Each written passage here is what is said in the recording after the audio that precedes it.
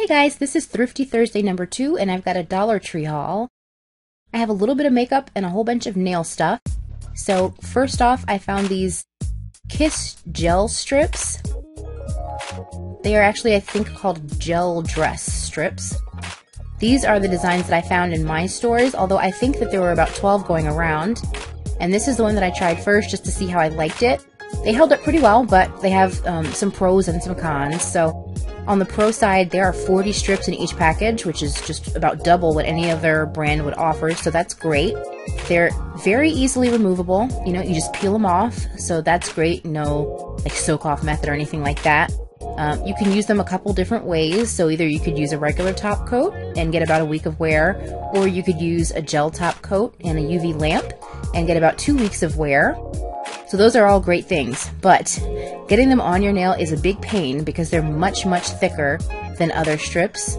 So you really gotta be patient with getting those on.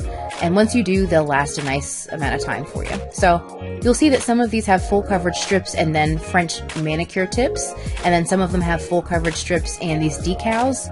So that's nice because you can get a nice DIY kind of effect going on, and you can customize it to your liking. Another thing to think about is if you're planning to order these online or something, some of these names do repeat themselves. So just be careful as you're ordering them to make sure that you're looking at the design, or you might end up with something that is not what you expected. But overall, great designs, you know, a great quantity for the price. They last really nicely. I would recommend giving this a try at least, but maybe just pick up one so you can see if you can commit to the application process. Next up, my favorite brand, Sally Hansen. These are the Insta Gel Strips, and I took a while trying these out because I was so afraid of the gel removal process. However, you can actually apply these with just a regular top coat, and they held up fine, so give that a shot. Here are the Sally Hansen Salon Effects, and I'm just giving you a look at those pattern names. And then here's a better look at the patterns themselves.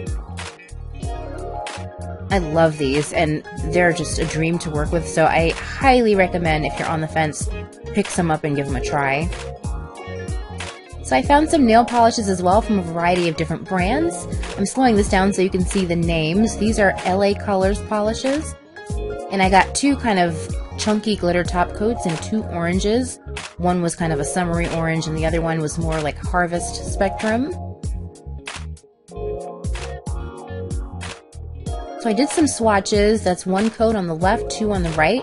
I was really surprised at the opacity and the coverage, especially with those chunky top coats. Those were amazing. So I'm excited to try those out. That's the packaging for Milani polishes, and here's a look at the shades.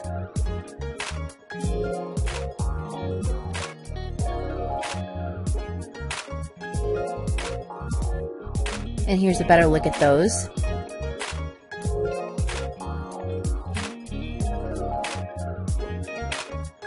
Here are swatches. Somehow I managed to nick Move On Mauve, but I think you can still kind of see how they held up and the opacity. That Sugar Coated is the one that I was the most excited about, and the Power Periwinkle.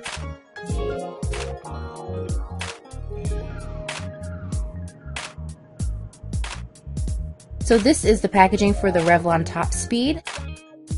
This is also a Revlon polish. Those were released a little earlier, both of these actually in the year, but these are some shades that I didn't see on the first go round.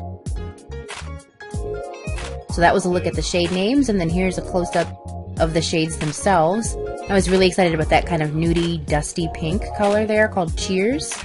So here are swatches, 1 coat on the left and 2 on the right.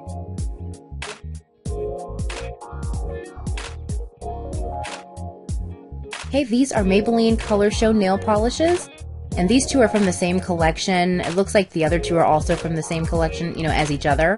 So those are the shade names, and here's a better look at the polishes. You'll see that those street art ones are packaged differently for whatever reason. So here are swatches. I was really excited about Plum As You Are, and I'm going to zoom in so you can kind of see. It's like a deep charcoal shade, and it's got red shimmer. It's just very odd and really cool. And here are the Revlon Nearly Naked foundations. My store had the deeper end of the spectrum, and here's another look without all the shaking. So medium to deep are the shades that my store had. And these are in warm and cool tones, so the shade range is actually pretty extensive. Here's a look at what I was able to find. So they've got, you know, the warm and cool tones. And I was happy they had a bunch of my shade Caramel, so I got 1 or 2.